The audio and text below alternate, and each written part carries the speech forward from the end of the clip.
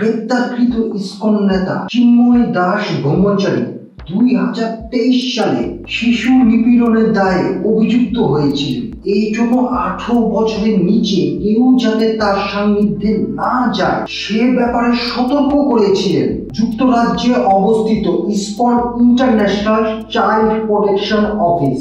2023 সালের 6 October issue করা ISKCON international child প্রোটেকশনের অফিসের চিঠিতে শিশু নিপীড়নের অপরাধে তার উপর সাময়িক বিধিনিষেধের আরোপ করা হয়। ওই চিঠিতে চিন্ময় দাসকে কিছু সময়ের জন্য বিচ্ছিন্ন করতেও বিধিনিষেধ আরোপ করা হয়। সোমবার রাজধানীর শাহজালাল আন্তর্জাতিক বিমানবন্দর থেকে গ্রেপ্তারের পর আবারও আলোচনায় তিনি।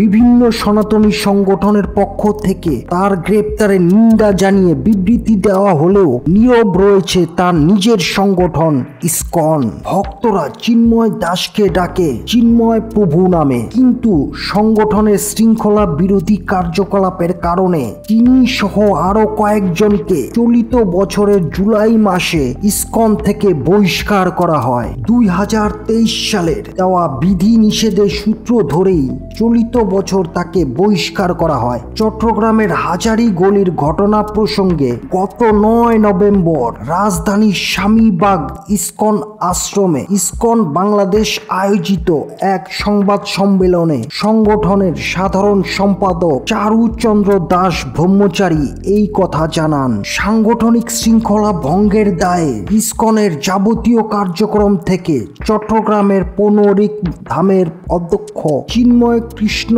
দাস, প্রবর্তক লীলা রাজ গৌরী দাস ও সদস্য গৌরাঙ্গ দাসকে অব্যাহতি দেওয়া হয়েছে বলে জানিয়েছিলেন চারুচন্দ্র দাস। বহিষ্কৃতদের মাধ্যমে সংগঠিত কোনো কার্যক্রমের সঙ্গে ইসকন জড়িত নয় বলেও উল্লেখ করে সেদিন তিনি বলেছিলেন, রাষ্ট্রদ্রোহিতা, সহিংসতার মতো বেআইনি কাজের সঙ্গে ইসকনের কোনো সম্পৃক্ততা নেই।